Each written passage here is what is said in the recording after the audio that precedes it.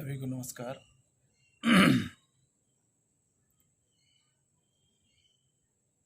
भारतीय जीवन विज्ञान शोध प्रतिष्ठान की ओर से आप सभी को इस वीडियो में स्वागत है।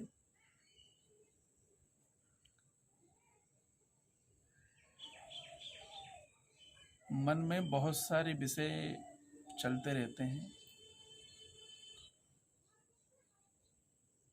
तो उस हिसाब से एक विषय पर मैं बहुत दिनों से कुछ बोलने की कोशिश कर रहा था, पर कैसे भी करके वो जैसा मैं चाहता था कि वीडियो ऐसा बने, वो अभी तक बन नहीं पाया। तो इसीलिए मैंने कहीं डाला नहीं। तो आज फिर से एक बार शूट कर रहा हूँ। आशा यही है कि इस बार जिस विषय पर मैं स्पष्ट रूप से बोलना चाहता हूँ, शायद ये वीडियो बन जाए और आप सभी के समक्ष इस विषय को मैं रख सकूं। बहुत दिनों से जिस विषय को लेकर मैं विचार करता रहता हूँ, बहुत सारी चीज़ें सोचता रहता हूँ, बहुत सारी चीज़ें खोजता रहता हूँ, बहुत सारी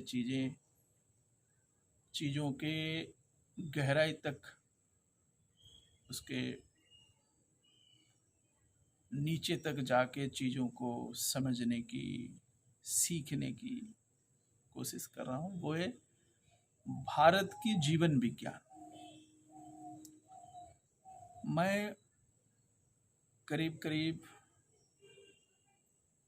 28-30 साल तक अपने जीवन के हिप्पी जैसा रहा। अमेरिका में जो हिप्पी होते हैं वैसे ही रहा। आधुनिक जीवन को ही सर्वस्व मानकर जीता रहा, उसको देखता रहा, उसको समझता रहा, जो आज के समय में लगभग 99% लड़के लड़कियां होते हैं। मैं वैसा ही था। फिर जब चीजें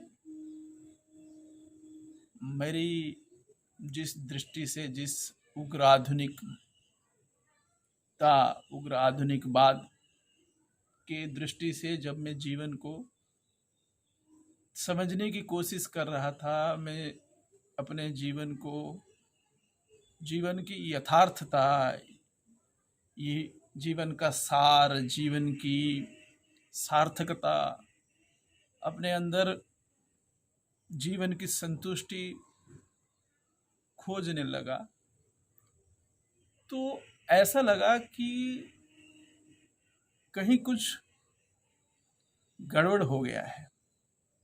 यानी कहने को तो हम सब जिंदा हैं, जीवित हैं, जी रहे हैं, चल रहे हैं, ये पूरा समग्र सृष्टि चल रही है, सूरज, चांद, हवाएं, ये सब कुछ ठीक है, पर भीतर से वो सुख, भीतर से वो खुशी, भीतर से वो संतुष्टि, भीतर से वो सहजता, भीतर से वो आह्लाद, भीतर से वो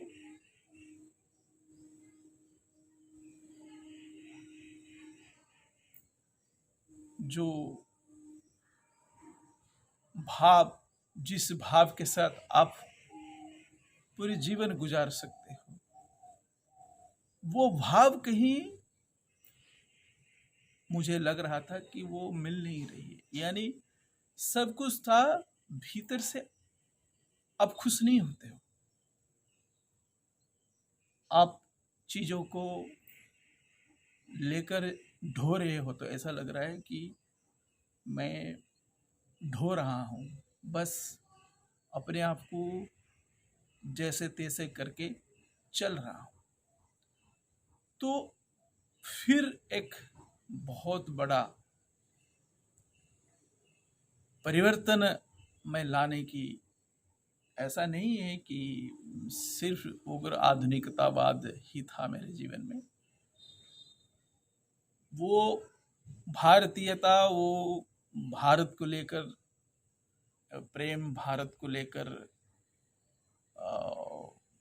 आकर्षण, भारत को लेकर स्वाभिमान, भारत को लेकर गौरव, वो हमेशा भीतर था, पर वो दबा हुआ था और ये उभरा हुआ था। पाश्चात्य की चकाचौंध और जो शिक्षा व्यवस्था रहा, जो समाज व्यवस्था, जो समाज में लोग जैसे हैं और हम जिसको अपना आइकन समझते रहे, हम जिसको अपना रोल मॉडल समझते रहे, उनका जो व्यवहार, उनकी जीवन की जो प्रभाव हमारे ऊपर होता है, ये सारी चीज़ें था। इसकी वजह से मैं अपने आप को एक ऐसा भारतीय समझता था जो आधुनिक बनना चाहता है, जो आधुनिकता के साथ अपने कदम पे कदम मिलाकर चलना चाहता है, ऐसा भारतीय अपने आप को समझता था। मुझे कभी मेरे जीवन में भारतीय होने पर गर्व महसूस ना हो, ऐसा पल कभी नहीं आया। हमेशा भारतीय होने पर मुझे गर्व था, गर्व है, और जब तक जीवन रहेगा मेरे साथ तब तक ये गौरव, गर्व रहेगा। परंतु वो दबा हुआ था। फिर कुछ लोगों को सुना, कुछ चीज़ों को देखा, और एकाएक, जिसे कहते हैं ना 180 डिग्री, 180 डिग्री का एक परिवर्तन हुआ। दुनिया इधर से उधर हो गई।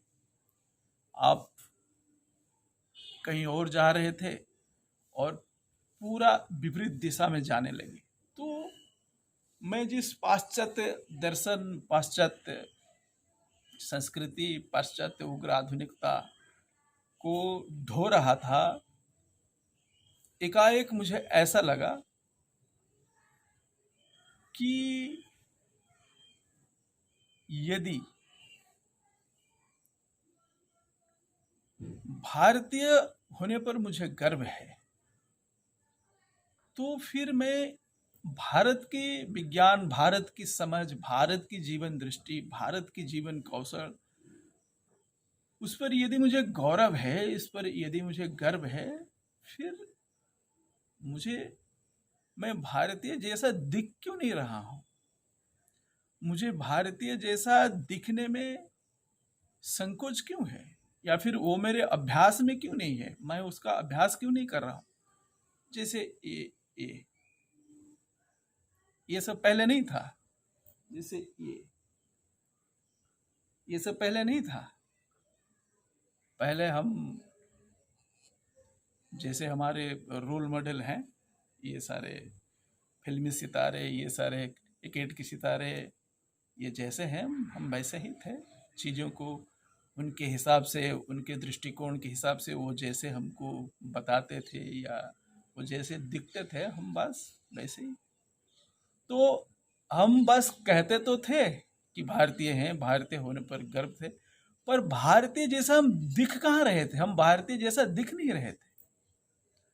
तो फिर एक 180 डिग्री का एक भूचाल आया, एक बहुत बड़ा परिवर्तन आया मेरे जीवन में, और एकाएक फिर मैं जो अंग्रेजी वस्त्र है, मैं वो वस्त्र छोड़ दिया। फिर ये शिखा आ गई, फिर कान में कुंडल आ गए, फिर ये रुद्राक्ष, और ये सारी चीज़ें फिर धीरे धीरे आहिस्ता आहिस्ता मैं जैसे जैसे भारत के विज्ञान में गौरव को, और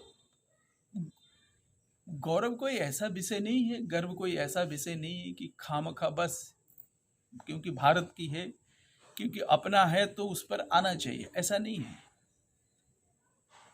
मेरे हिसाब से जो सार्थक है उस पर गौरव होता है और होना चाहिए। जो काल की प्रताड़ना सहते हुए हजारों साल से जिंदा है, टिका हुआ है, अड़ा हुआ है, जीवन को राह दिखाने वाला है, बहुत सारे आफरा तफरी में जो हिलता नहीं है, जो भागता नहीं है, जो पीठ नहीं दिखाता है, जो भयभीत नहीं होता है, जो आपको ऐसे उत्साह देता है कि आप काल की आंखों में आंखें डालकर जीवन की नैया पे चल सकते हो। ऐसी जो विज्ञान है, ऐसी जो व्यवस्था है, ऐसी जो जीवन दृष्टि है, ऐसी जो सार्थक जीवन दृष्टि है, जब उसके साथ मेरी मुलाकात हुआ, जब उसके साथ, मतलब ऐसा नहीं है कि वो पहले नहीं था, जब मैंने उसको आविष्कार किया अपने जीवन में, अपने आसपास, अपने अंदर, अपने बाहर, अपने चारों ओर, अपने बड़ों के व्यवहार में, अपने शास्त्रों में, अपने पुराणों में, अपने किताबों में, यहाँ की हवाओं में, जैसे किसे कहते हैं ना, कण कण में ये विज्ञान, भारत की जीवन दृष्टि समाई हुई है। अब इसको कोई देखना चाहता है, कोई देखना नहीं चाहता है, तो मैंने इसको देखना शुरू किया। बहुत से लोगों ने देखे हैं, देख भी रहे हैं, और आने वाले समय में और भी देखेंगे। पर मैं जैसे ये थक हार कर पाश्चात्य की, झूठे तो नहीं कहूँगा, पर वो मेरे टाइप का नहीं था। मैं जैसा हूँ, मैं जैसी सुख की, मैं जैसी आनंद की, मैं जैसी संतुष्टि की और जाना चाहता हूँ, वो मेरे टाइप का नहीं है, वो दूसरे टाइप का है, वो दूसरे लोगों के लिए है।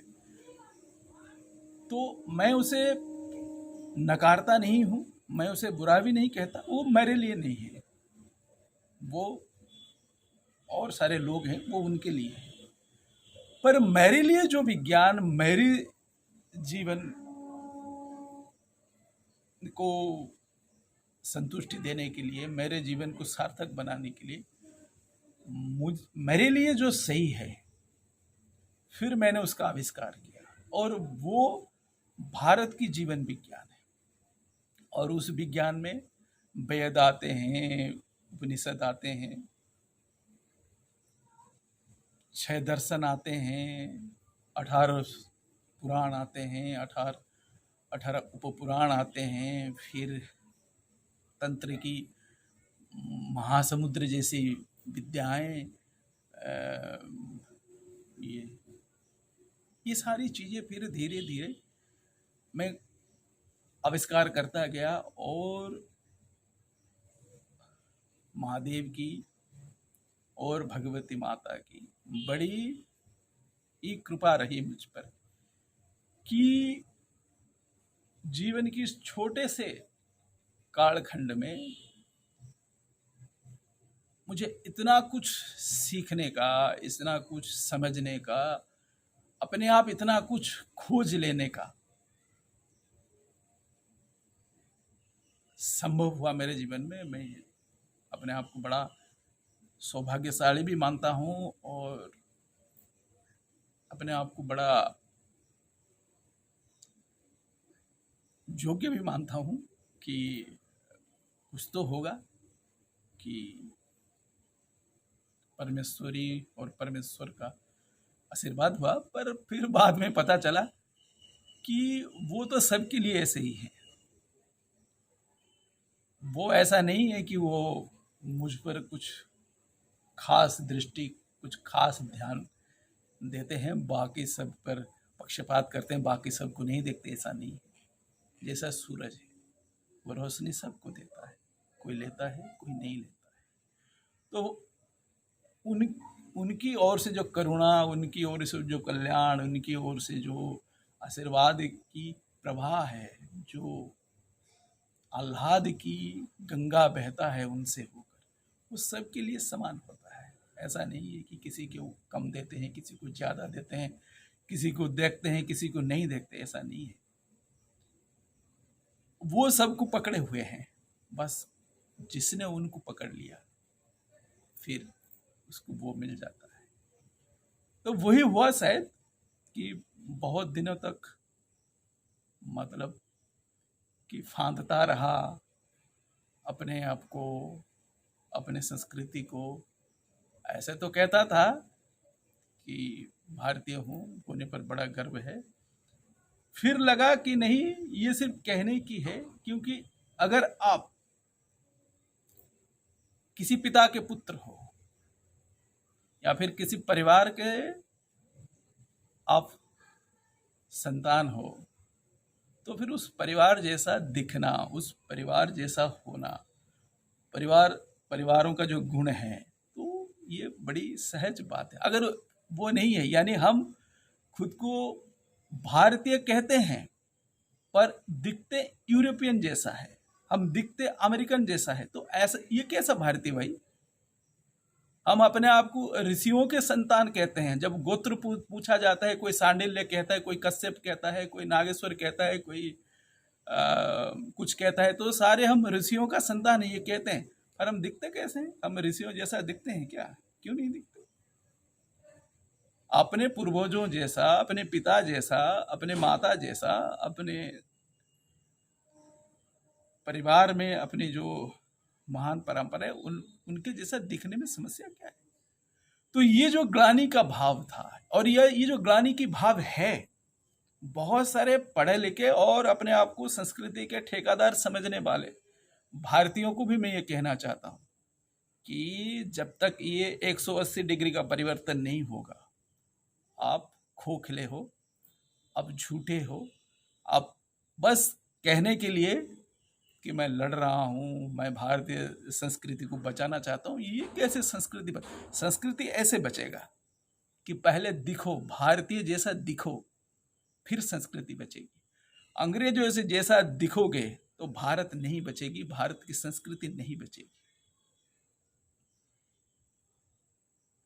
बहुत सारे प्रधानमंत्री आए, पता नहीं किसकी डर था, मंदिर नहीं जाते थे। अब देखो ये जो हिंदुत्व में, हिंदू धर्म में, हिंदू समाज में, हिंदू सोच में ये जो इतना बड़ा सकारात्मक परिवर्तन आया है, आज सभी युवा अपने धर्म को, अपनी संस्कृति को समझने की कोशिश कर रहे हैं, या फिर अपने संस्कृति को थोड़ा जैसे भी हो वो बड़े आह्लाद के साथ उसकी ओर आने की, जाने की देख रहे हैं। उसके कारण जहाँ तक मेरी दृष्टि जाती है, मैं ये मानता हूँ कि भारत के प्रधानमंत्री, भारत का सर्वोच्च नेता, जब जो एक परंपरा धर्मनिरपेक्ष, झूठे धर्मनिरपेक्षता की जो परंपरा चली आ रहा था, उसको छोड़कर जब मंदिर में जाते हैं, त्रिपुंड लगाते हैं, संतों के बीच बैठते हैं, तो ये जो सिर्फ अंदर होने की नहीं, दिखाने की कि आप भारतीय हो, आप हिंदू हो तो दिखो भाई, आप भारत के हो तो दिखो। तो ये होते थे, इनसे पहले भी बहुत सारे हिंदू प्रधानमंत्री हुए हैं, पर ये सिर्फ कहने को हिंदू है, बस ये हिंदू जैसा दिखना भी पसंद नहीं करते थे। ये हिंदू जैसा अपने आप को सबको दिखाने में भी इनको संकोच था। तो जैसे ही भारत के एक हिंदू प्रधानमंत्री की ये सोच बदल गई, जैसे ही वो संकोच उनके सोच से हट गया, जैसे ही वो मंदिर में जाने लगे, तो महाजनजेन गतस्य पंथा, हमारे यहाँ एक बहुत प्रसिद्ध वाक्य है, गीता की है, भगवान कृष्ण गीता में इसको लेकर बोले हैं। तो महाजनजेन गतस्य पंथा, यानी महाजन, बड़े लोग जिस रास्ते पर चलते हैं, छोटे उसी रास्ते पर चल ही पड़ते हैं, वो बस ये धारा ऐसी है। तो इसीलिए भारत की जो संस्कृति है, भारत की जो जीवन विज्ञान है, भारत की जो जीवन व्यवस्था है, वो सिर्फ बाहर में हो या फिर सिर्फ अंदर हो, यानी आप अंदर ही भारतीय हैं, दिखाते नहीं हो, और कुछ लोग बाहर से दिखते हैं, अंदर होते नहीं हैं। तो ये दोनों ही हाल में, दोनों ही सूरत में ये संस्कृति ज्यादा दिन चलने वाला नहीं है। बाहर भी अंदर भी, यानी अगर हो तो दिखना चाहिए, और अगर आप वो दिखा रहे हो फिर आप वो अंदर से होना चाहिए, आपके भीतर वो, अब वैसा हिंदू की, सनातनियों की जो मूल संस्कार है वो फिर अंदर होना चाहिए। तो ये बाहर भीतर दोनों और आप इस संस्कृति के हो, बाहर भी दिखे और अंदर भी दिखे। तो इसीलिए ये बहुत जरूरी है, जो भारत की आज की पीढ़ी है, अगर कहीं कोई सुख ढूंढ रहा है, संतुष्टि ढूंढ रहा है, फिर वो आपको तभी मिलेगी जब आप अपने जैसा बनोगे। जब तक आप कोई हो और आप किसी दूसरे के जैसा दिखना चाहते हो, आप कोई दूसरे के जैसा जीना चाहते हो, फिर तो आपके जीवन में सुख की, आनंद की, विकास की संभावना दूर दूर तक नहीं है। आपकी विकास तभी संभव है, अब जो हो, जैसा हो, बस वैसे रहो, और वो जो रास्ता आपको अपने पूर्वजों ने जो विधि व्यवस्थित और बड़े ही वैज्ञानिक रास्ता देकर गए हैं, उस पर चलो। ये बहुत आसान है, ये बहुत सहज है कि आप दूसरे की चकाचौंध देखकर, पता नहीं वो कितना सच है कितना झूठ है, क्योंकि 200 साल की संस्कृति है भाई, ये पाश्चात्य संस्कृति की जो चकाचौंध है ये कितनी सौ साल की है, और इधर एक ऐसी महान संस्कृति है जो हजारों साल से ऐसे चमक रहा है। तो ये 200 साल की चमक और हजारों साल की चमक, थोड़ा ठहर तो जाओ, सोच लिया करो कि अब देख लो, एक छोटी सी वायरस ने उस संस्कृति की ऐसी तैसी कर दी। वो संस्कृति अपना वजूद ढूंढ रहा है, वो संस्कृति अपना अस्तित्व ढूंढ रहा है। कितने खोखला है, कितने कमजोर है, ये प्रमाणित होने में ज्यादा समय नहीं लगा, और अपने आप को बचाने में लगा हुआ है। इधर उधर का जोड़ तोड़, झूठ, ये सब चीजें फिर चल रही।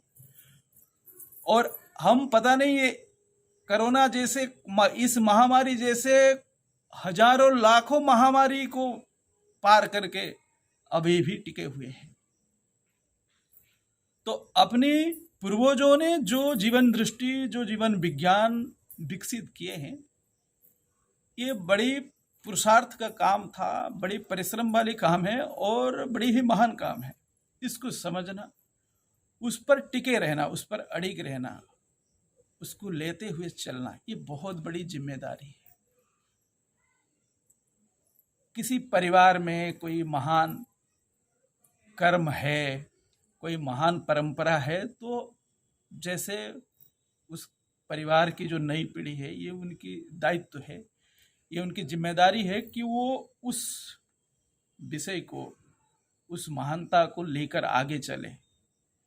वैसे ही भारत एक परिवार है, ये भारत की जो जीवन विज्ञान है, जो जीवन दृष्टि है, तो इसको लेकर ये जो पीढ़ी है, इस पीढ़ी को ये दायित्व लेना पड़ेगा कि हम इसको लेकर आगे चले।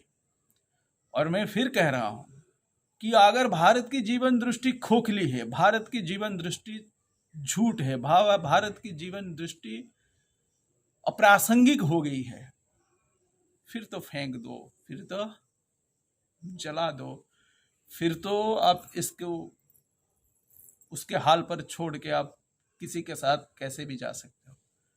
पर ये कब पता चलेगा कि भारत की जीवन दृष्टि सही है, गलत है, सही नहीं है? जब उसको परखोगे, जब उसकी परीक्षा लोगे, जब उसको परीक्षा करोगे, जब आप अपने जीवन में उसका उपयोग करोगे, उसकी उपयोगिता को देखोगे, समझोगे, जब खोज करोगे कि सच क्या है, झूठ क्या है, सही क्या है, गलत क्या है। और हम ये जो झूठे लोग जिनको हम आइकॉन, आइडल, आदर्श मानकर, ये फिल्म सितारे, क्रिकेट के सितारे, अब इनके भरोसे, इनकी आंखों के भरोसे आप अपना जीवन खराब मत करें, ये मेरा कहना है।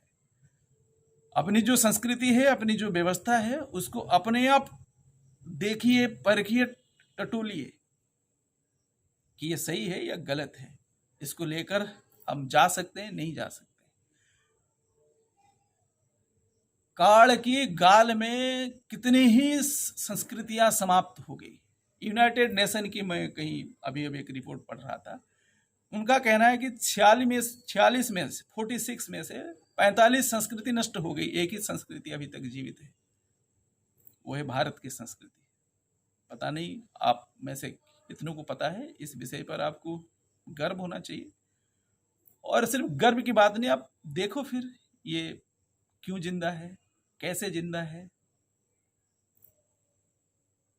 जिंदा वही रहता है जिसमें शक्ति होती है, जिसमें ताकत होती है, जिसमें समय की मार सहने की क्षमता होती है। तो जो कुछ हो रहा है ये हमेशा होता आ रहा है, ये कोई नई बात नहीं है। ये महामारी आना ये कोई नई बात नहीं है। पर महामारी जब आता है तो जिसने महामारी से लड़ने की अंदरूनी दृष्टि विकसित कर रखी हो, जिस संस्कृति ने हजारों महामारियों को पार किया है, वो फिर सहज रहता है, महामारी में घबराता नहीं है, वो फिर भागता नहीं है इधर उधर। तो अपने अंदर झांको, जो महामारी आई हुई है, वैसे हजारों महामारी से हमने लड़े हैं और लड़ाइयां जीत कर हम आज यहाँ टिके हुए हैं, और ये भी निकल जाएगी और इन जैसा और भी बहुत सारे महामारियां आएगी और हम उनको भी पार करेंगे। पर कैसे करेंगे? झूठ के सहारे, दूसरों की ताकत के सहारे, दूसरों के परिचय के सहारे ये संभव नहीं है। आप जब तक अपना स्वयं का अस्तित्व को नहीं समझोगे, भारत की संस्कृति, भारत की विज्ञान, भारत की जो परंपरा, आप जब तक इस चीज को नहीं समझोगे और इस चीज को नहीं अपनाओगे, अंदर से भी बाहर से भी, भारतीय अंदर से भी, भारतीय बाहर से भी, ये दोनों ओर से ये करना पड़ेगा।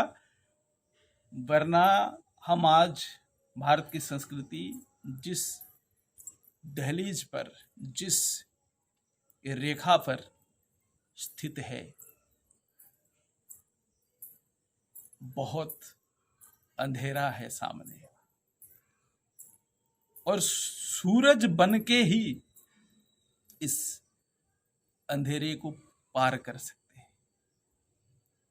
तो जितने बंधुओं ने इस वीडियो को देखा उन सबको धन्यवाद।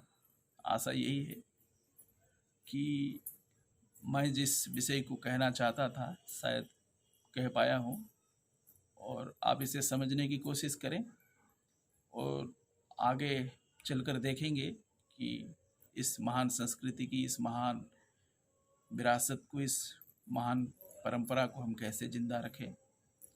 खुद जिंदा रहेंगे तभी ये संस्कृति जिंदा रहेगी। ये संस्कृति अपने भीतर जिंदा रखेंगे तभी हम भी जिएंगे और ये संस्कृति भी जिएगा। हर हर महादेव।